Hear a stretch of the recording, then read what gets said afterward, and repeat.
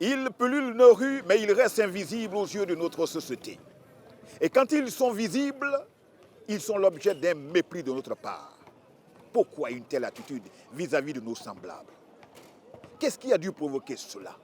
Oui, Eliane, tu veux savoir de qui je parle? Eh bien, je parle de ceux qui sont victimes des troubles mentaux.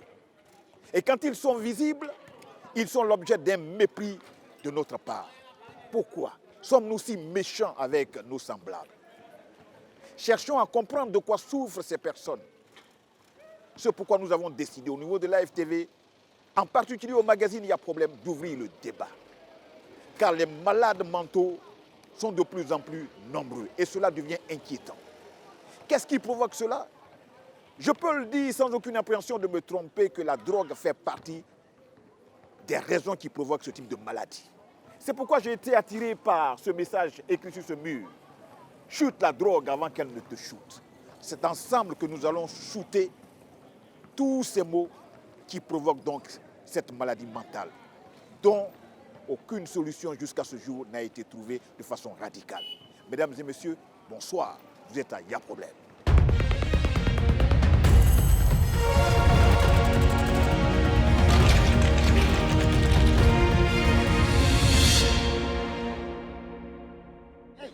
Monsieur, fait une bêtise.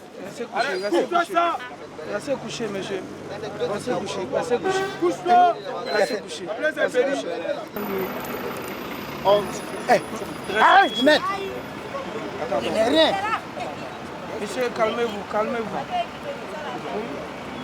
Oh.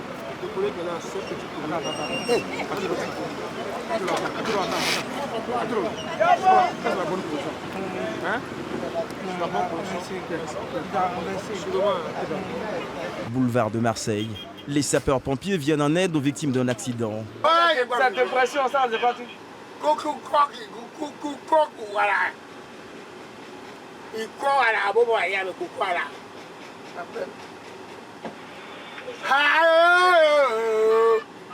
Ouais, état-major. Ici, version 11. On a garé les trois agités. Oui, on a besoin du verre-lit, verre-lit. Reste tranquille. C'est mon patron ici. Il va te faire du mal, reste tranquille. Okay. D'accord. Chef patron. Verre-lit, c'est quoi? C'est notre véhicule de liaison. Qui transporte les malades mentaux dans les centres psychiatriques. Hey! Apparemment, c'est pas un accidenté, pas un traumatisme, mais c'est plutôt une dépression. Il s'agit plutôt d'une dépression. Il y a quelques heures, c'était un homme totalement lucide et normal. Il roulait à bord de ce véhicule flambant neuf qu'il conduisait pour la première fois. Il supporte difficilement le choc et bredouille des mots incohérents. C'est ma vie.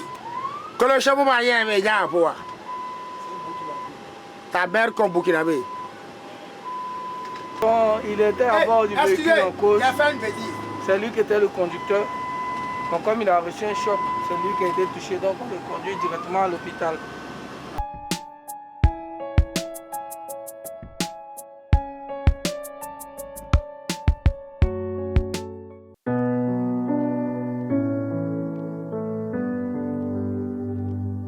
Hôpital psychiatrique de Bingerville, premier centre de prise en charge des maladies mentales en Côte d'Ivoire.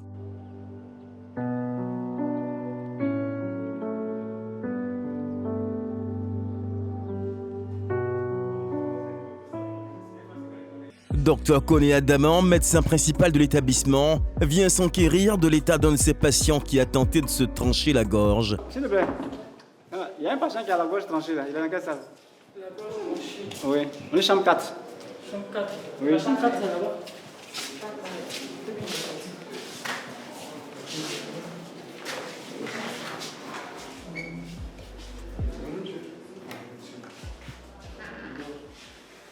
Il doit donc, hein?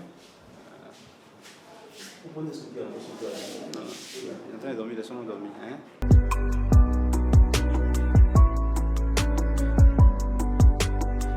À quelques pas de là, une scène attire l'attention du médecin. Le spectacle est ahurissant. Étalé sur le sol frais, un jeune homme vêtu de guenilles, les yeux tournés vers le ciel comme un être agonisant, faisant ses adieux et demandant la clémence du Tout-Puissant pour qu'il l'accueille. Rassurez-vous, Il n'est pas encore mort, du moins physiquement. Sinon pour ses proches et ses parents qui l'ont abandonné, sa bonne âme est déjà loin de son corps. C'est depuis mercredi, il est là. Oui, mais il fait une crise de forme. Voilà, j'ai dit de mettre un peu de valium, tout ça. On a fait le Valium matin. Ce matin-là.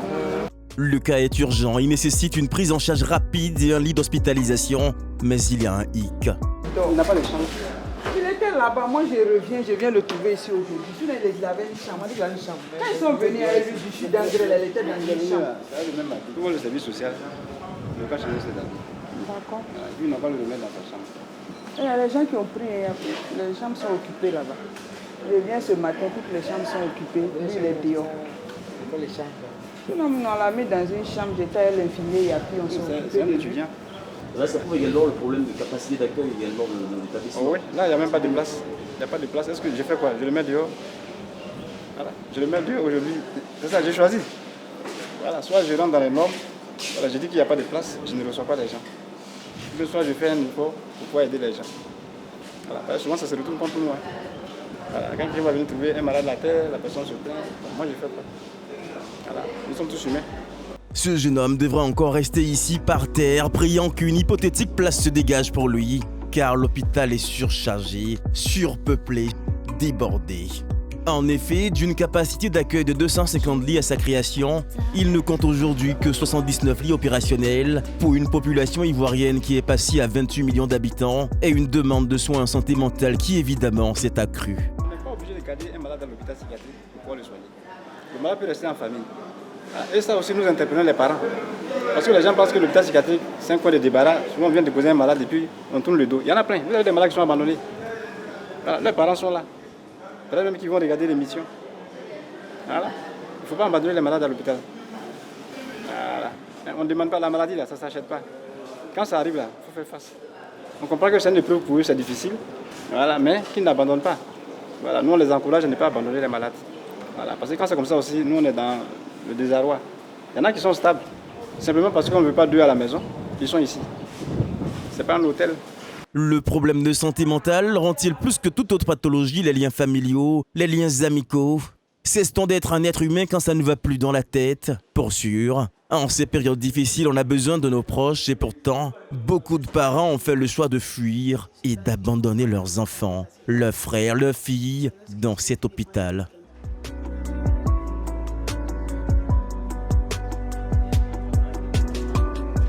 Autre problème dont souffre le système de santé mentale, le manque criard de médecins psychiatres. On en dénombre seulement 4 dans ce centre, pour environ 4000 consultations par an. Les journées du docteur Kony Adama ne sont donc pas de tout repos. Une véritable course contre la montre. On le retrouve dans son bureau où il doit recevoir des patients. La famille des enfants vivait avec toi? Lui, j'étais malade. Est-ce qu'il y avait des problèmes dans le foyer? Non, il n'y avait pas de problème. Il n'y avait pas de problème. Avec les enfants aussi, il n'y a pas de problème. Non, pas de souci. Parce que le service, les conditions de travail étaient telles que tu étais obligé de consommer. Non, Non. Il n'y avait pas de contraintes au service. pas de problème. Donc toi-même, c'est par plaisir que tu prends. Mais quand tu ne prends pas, ça te fait quoi? Bon, ça me fait du bien. Non, quand tu ne prends pas, quand tu as envie, tu ne prends pas là. Qu'est-ce que ça te fait? Bon, quand tu as envie, tu ne prends pas, c'est ça, bon. L'autre appelle ça la Johnson. Ça te fatigue un peu, mais voilà. Non, fatigue là, moi je veux savoir un peu, c'est quoi? Est-ce que tu as mal partout? Est-ce que tu deviens nerveux? Est-ce que tu n'arrives pas à dormir si tu ne prends pas? Tout ça.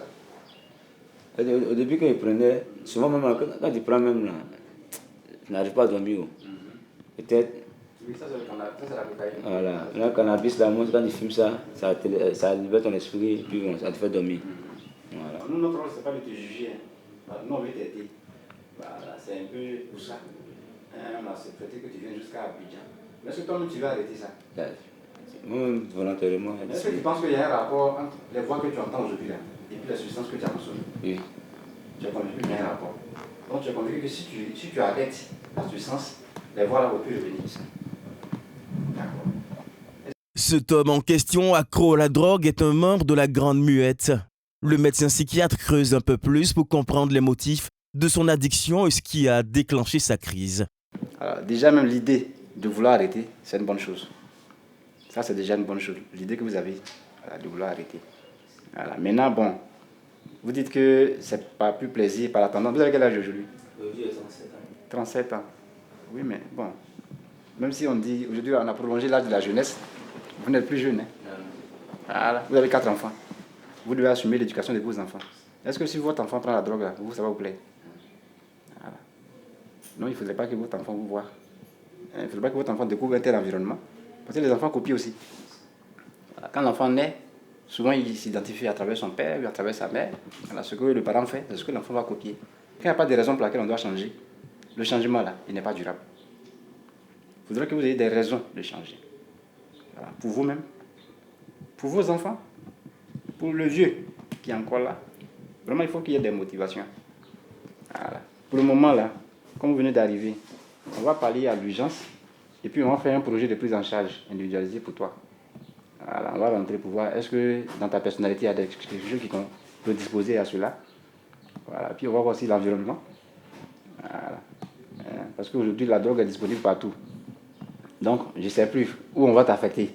Et puis, c'est ça. Puis il y a ton problème aussi d'emploi. Il faut que je fasse un papier pour protéger ton emploi. Anciennement, l'hôpital n'accueillait pas les usagers de la drogue. Face à la récurrence des cas, il n'a pas eu d'autre choix. Si l'hôpital psychiatrique de Bingerville fait beaucoup pour venir en aide à ces personnes souffrant de troubles mentaux, il est lui-même dans un état critique depuis sa création. Il est sous asphyxie et ne peut faire face à toutes ces demandes.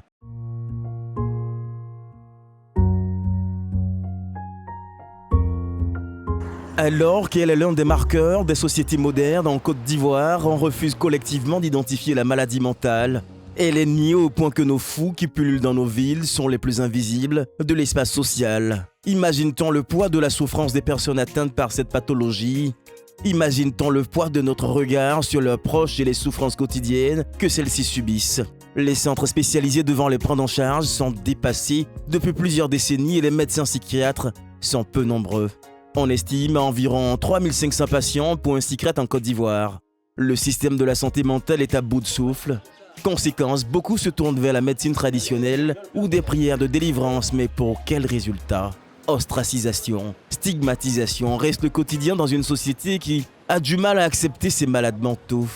Entre deux fulgurances de lucidité, les personnes atteintes de maladies mentales et leurs proches ont la force de crier « il y a problème ».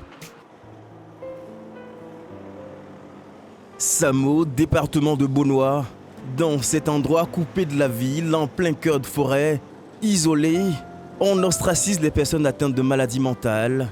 Des personnes souffrant de troubles mentaux y viennent chercher la guérison auprès de ce tradipraticien Camara. Ça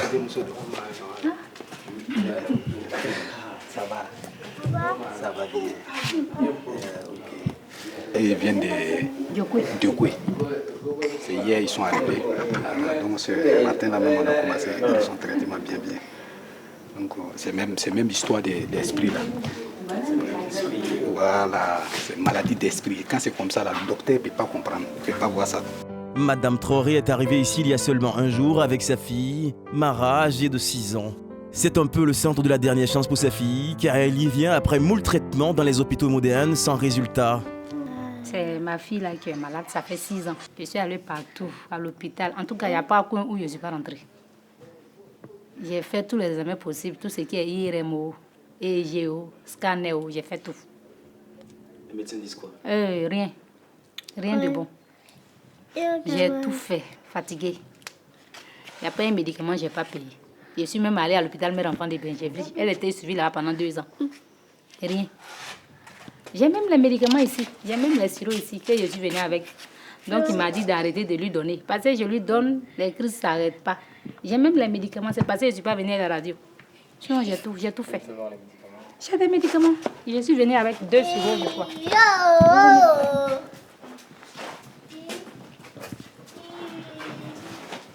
Ah, j'ai fait sortir. Tegretol, il y a ça, Tegretol. Voilà le sirop qui est là. Tegretol, il y a Tegretol. C'est ce que les médecins vous ont dit. C'est ce que les médecins ont prescrit.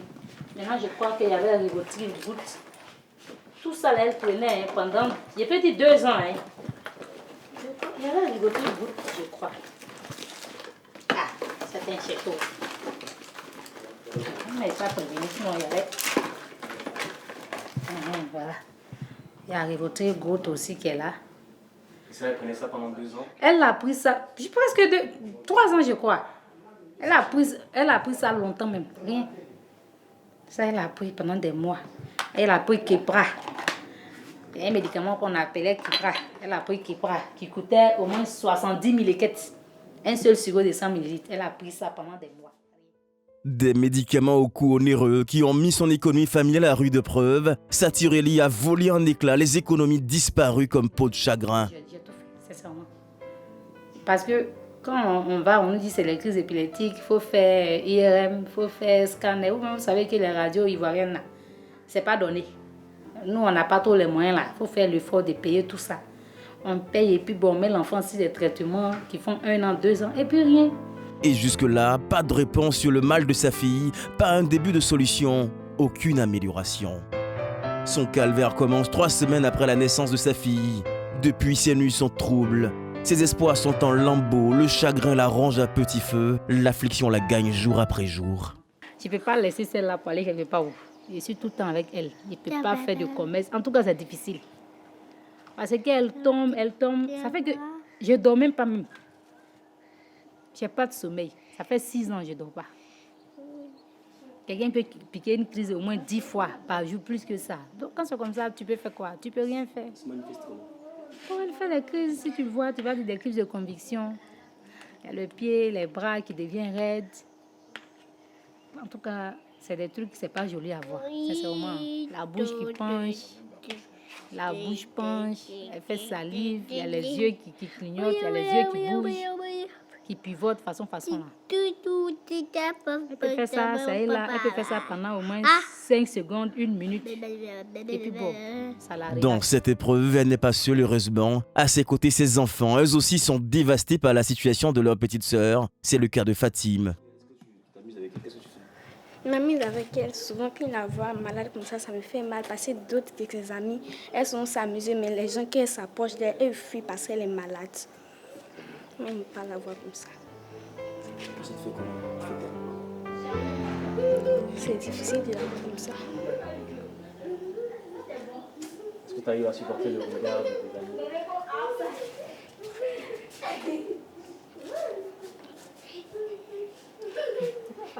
Tu peux passer peut-être. À la capole. C'est difficile, c'est vraiment. Non.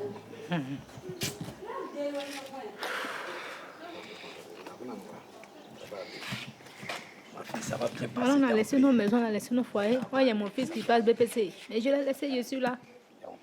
C'est là. Si elle ne guérit pas là, je fais quoi? C'est une fille. Elle devient quoi demain? Je ne sais pas. Puis, sa petite fille ne peut être scolarisée à cause de son handicap. À 6 ans, elle ne bredouille que quelques mots basiques comme l'aurait fait un enfant de moins d'1 an. Quand tu vois les enfants de son âge, c'est difficile.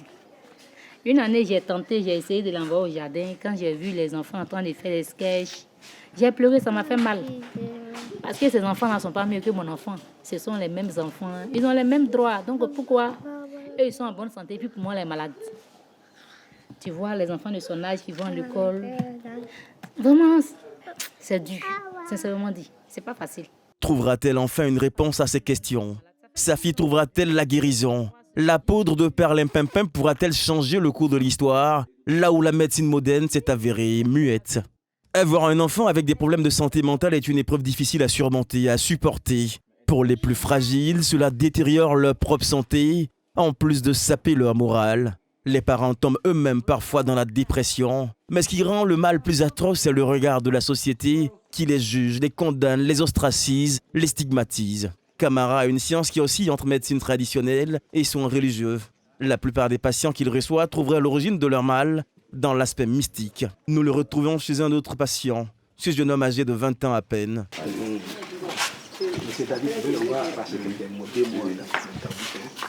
Salut, moi c'est David. Oui, c'est David.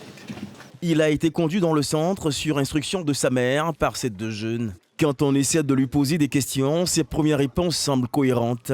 J'ai arrêté l'école en seconde quand mon père est décédé en 2020. Ça va me faire maintenant 2 ans.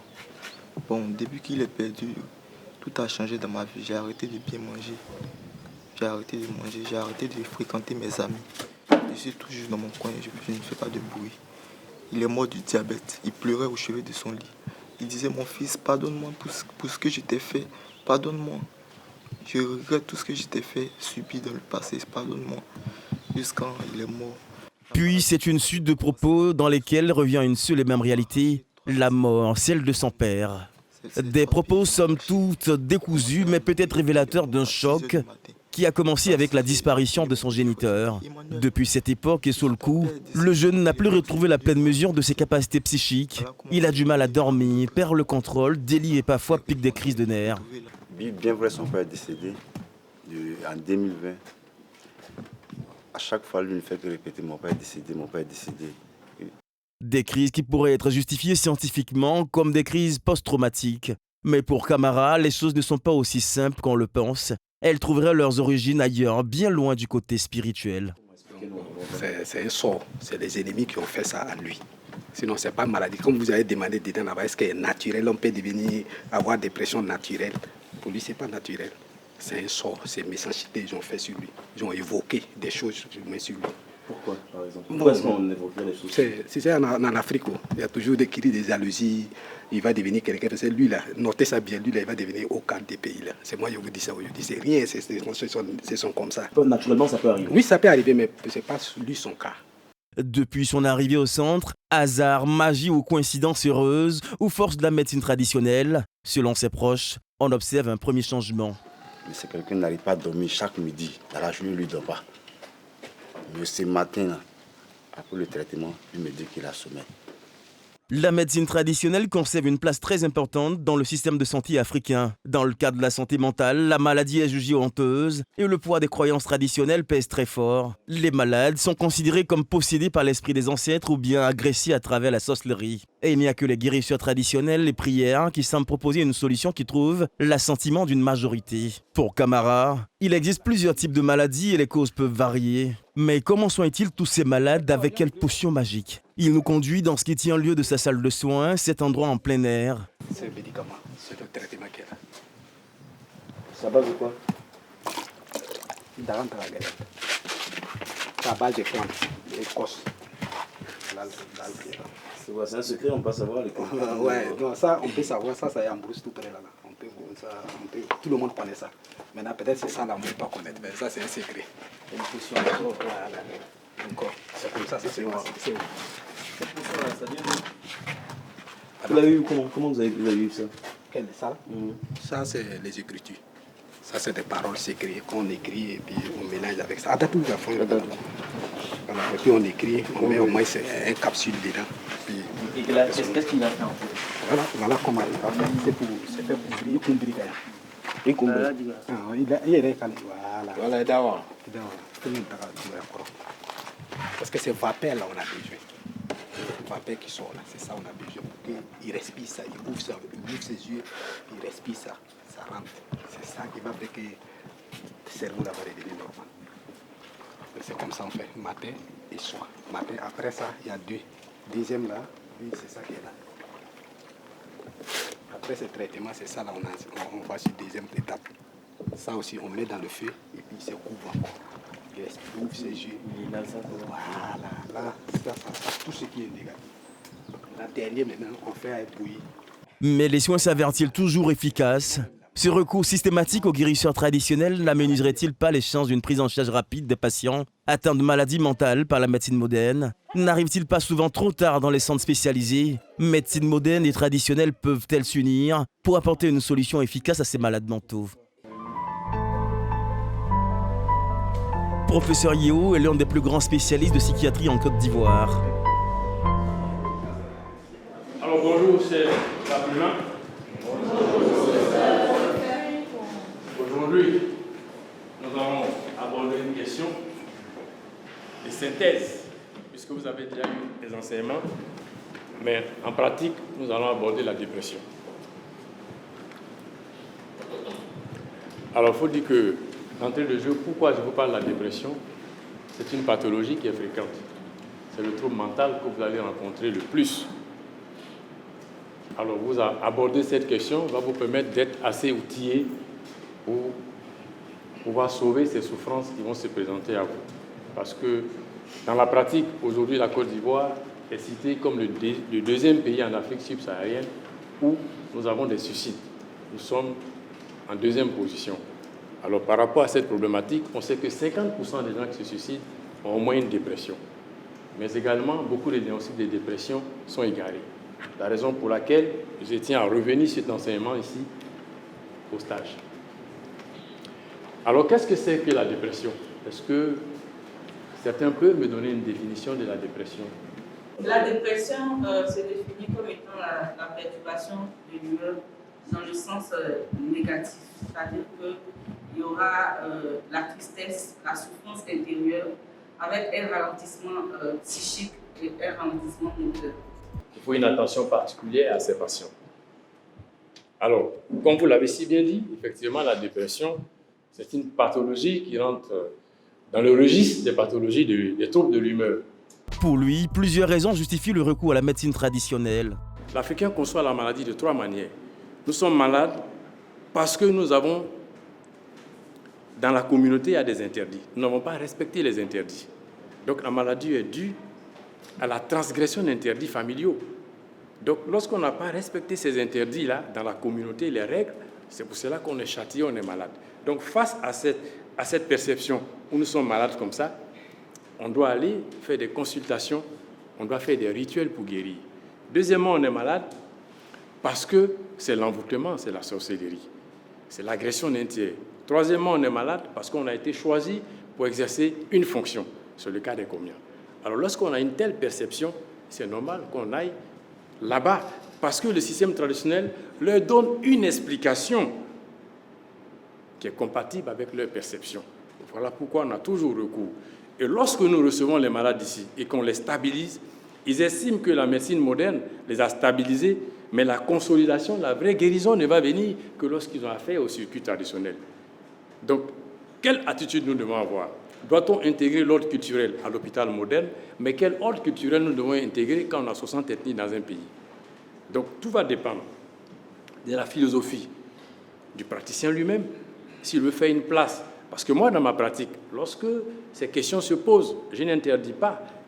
La personne a sa conception, la personne a sa croyance. J'ai même utilisé des religieux qui m'ont aidé à donner des médicaments à des malades. Il n'y a pas de problème, il a sa conception, mais nous travaillons, nous leur expliquons. Si vous prenez nos médicaments, ne prenez pas des médicaments traditionnels parce qu'il peut y avoir une potentialisation des effets. Parce que ces médicaments peuvent avoir les mêmes effets que nos médicaments. S'il y a un surdosage et qu'il y a un décès, c'est le médecin qui va porter le chapeau. Son but aujourd'hui, former une élite qui va aider à combler le déficit de psychiatres dans le pays. On pourra dire que c'est une filière qui est quand même complexe. Mais lorsque nous sommes arrivés ici au service d'hygiène mentale, nous avons eu la chance d'avoir des formateurs de qualité, surtout avec un accès très, très, très facile. À la tête, notre directeur de spécialité, voilà, qui nous a quand même facilité, la connaissance de certains concepts dans ce domaine-là. Et aujourd'hui, nous pouvons dire que nous sommes suffisamment outillés pour pouvoir répondre à certaines questions de santé mentale. Et certains viennent de la sous-région pour apprendre auprès de lui. J'ai choisi d'étudier en Côte d'Ivoire, pas pour rien, parce que l'école de la psychiatrie de la Côte d'Ivoire est classée parmi les meilleures écoles. Ce qui vraiment m'a poussé de venir faire mes études ici. Au niveau du pays, particulièrement en République centrafricaine, nous comptons moins de spécialistes, particulièrement en psychiatrie.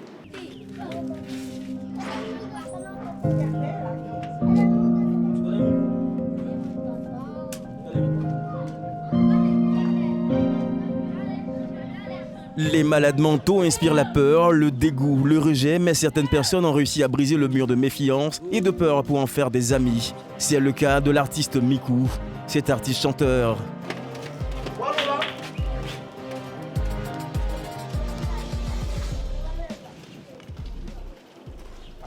Arrive sans se laver. Les gens généralement ont peur des gens qui sont les malades mentaux. Vous trouvez qu'on n'a pas peur de... Non, souvent là, c'est ceux qui sont la folie dans eux là. Il y a d'autres qui sont agressifs. Hein. Henri Soumaïla n'est pas agressif. Voilà. Il y a d'autres qui sont agressifs, mais Henri Soumaïla n'est pas agressif.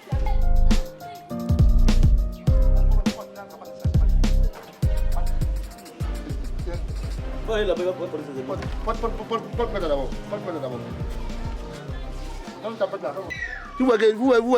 voyez comme Henri est joli. Alors, si il y a l'entretien ce moment-là, Henri peut être ce problème de dormir dans la rue. Si il y a l'entretien ce moment, il faut quelqu'un à côté de lui qui lui parle chaque jour. Tu vas voir que c'est ça passé. Ça passé. Voilà. Henri, c'est ça, non? C'est ça. Henri, comment tu te sens? Ça va, ça va. Quand lui vient une fulgurance de lucidité, il peut même dire merci à son bienfaiteur. Merci beaucoup, il m'a dit ça. Henri, ça te plaît? Il te fait.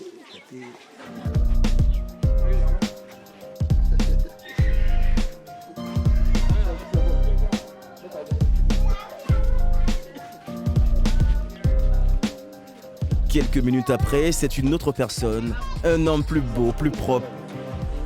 Harry, t'es à l'aise, non? Ouais, ça va. T'es à l'aise bien même. Cette attention, très peu osent la donner aux personnes souffrant de troubles mentaux alors que nul n'est à l'abri. De tous ces hôpitaux, ces camps de prière et de traitements traditionnels, des rues où nous et nos fous faisons chemin ensemble, monte le même cri assourdissant. Y a problème.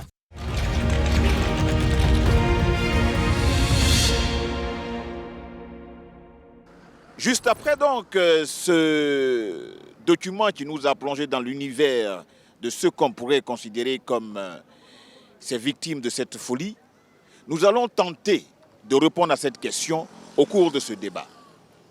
Je reçois donc sur ce plateau Dr Samuel Traoré. Docteur, merci d'être venu, d'avoir répondu donc à notre appel. Pour la bonne compréhension de la population qui nous suit, comment on peut définir donc une maladie mentale? Je dirais plutôt troubles mentaux, parce que en médecine, lorsqu'on parle de maladie, les facteurs et puis l'agent qui est responsable est connu. Alors que dans les troubles, c'est lorsqu'on n'a pas suffisamment, on n'a pas tous les arguments pour incriminer un facteur ou un agent. Alors, les troubles mentaux, c'est quoi? C'est une perturbation des pensées, une perturbation des émotions, une perturbation du comportement qui survient alors de façon suffisamment durable pour perturber l'environnement du malade, lui-même le fait souffrir et fait souffrir son environnement de façon très simple. Vous avez à côté de vous donc une parente d'un malade mental, Assy Julie. Je sais que ce n'est pas évident pour vous, hein? C'est difficile. Racontez-nous un peu comment vous avez su que votre parent était un malade mental. Bon, il se trouvait à Deloa et on nous a appelé pour nous dire qu'une nuit, il s'est retrouvé dans la rue. On allait le chercher pour venir à la maison, l'envoyer à l'hôpital. On a fait toutes les analyses, on n'a pas trouvé, il n'y a pas eu de suite. Donc du coup, nous, on a décidé de l'emmener à Bégerville et voir qu'est-ce qui se passe. Bon, arrivé là, ils ont fait les examens, ils ont dit bon, ils ont vu que c'est un palu. Donc pour le moment, il est sur un traitement de palu. Vous avez trouvé son attitude anormale, c'est ça? Oui, anormal. C'est vraiment anormal parce que souvent il est là, il parle seul, il ne mange pas même. C'est quand même inquiétant, hein, docteur. Je ne sais pas, comment expliquez-vous ça? Est-ce que le palu provoque les troubles mentaux? On a des formes de paludisme graves, dont le neuropaludisme. Ça veut dire que les parasites du palu sont orientés vers le cerveau et entraînent des perturbations, des désordres, un désordre à ce niveau-là. Vous allez voir quelqu'un qui après un palu, généralement, il y aura une fièvre accompagnée de troubles. Dans un trouble psychiatrique pur, sans origine organique, comme dans le neuropaludisme, il n'y a pas forcément de fièvre. Vous êtes d'accord avec moi? Alors que dans le palu, la fièvre est un des symptômes cardinaux, essentiels. Et donc, si vous avez un neuropaludisme, un palu qui n'est pas traité et qui se complique, qui devient un neuropaludisme, en plus des signes du palu, il peut y avoir des troubles du comportement qui ressemblent à des troubles psychiatriques. C'est la même chose même pour la fièvre typhoïde. Les centres où on soigne ces troubles mentaux sont très rares. Il y a un déficit de centres pour prendre en charge donc, ces victimes des troubles mentaux. Effectivement, le gouvernement et le ministère en charge de la santé fait beaucoup d'efforts dans ce sens. Mais jusque-là, on a des centres où on a des hospitalisations. Généralement, on en a 2 pour le service public, l'hôpital psychiatrique de Bingerville. Et puis, vous avez un hôpital Saint-Vincent-de-Paul à Yamoussoukro. On a le service d'addictologie d'hygiène mentale à l'INSP, mais qui fait que des consultations et pas d'hospitalisation. Voilà. Les autres centres sur le territoire sont des centres de consultation ambulatoires dans certains hôpitaux généraux à l'intérieur du pays. Comment se fait la prise en charge? Je veux dire qu'elle, dans son cas, elle va s'adresser donc à des spécialistes comme vous, elle va dans un hôpital.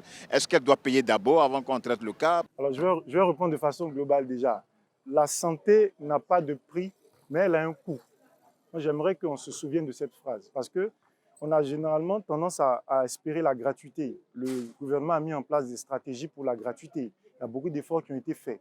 Maintenant, derrière une gratuité, il y a quelqu'un qui paye. Et c'est l'État qui paye. En psychiatrie particulièrement, les consultations sont les plus faibles en termes de spécialité. À l'INSP, au service d'hygiène mentale où je consulte, les consultations sont à 1050 francs et un carnet en plus. Donc vous aurez tout au plus 1500 francs à payer et 1000 francs pour les autres consultations qui suivront, puisque vous n'aurez pas le carnet tout le temps. À Bingerville, c'est autour de 3000 francs. Et l'hospitalisation à l'hôpital psychiatrique de Bingerville, c'est 20 à 30 000 francs en fonction des pavillons, quelle que soit la durée de l'hospitalisation. Je ne pense pas que dans un hôpital public, on puisse avoir des tarifs aussi compétitifs. Madame, quand vous êtes partie à Bingerville, vous avez payé combien? 1500. Vous avez payé 1500. Voilà, vous voyez même que c'est un peu bas. Il y a les médicaments. Voilà, les médicaments sont à la charge de la famille. Et vous l'avez dit tantôt que les coûts des médicaments sont un peu onéreux. Mais si la famille, à l'instant T, n'a pas d'argent, est-ce qu'on ne peut pas soigner et après, la famille vient payer? Généralement, il y a des services il y a un service social qui dispose d'une dotation de médicaments pour répondre à l'urgence.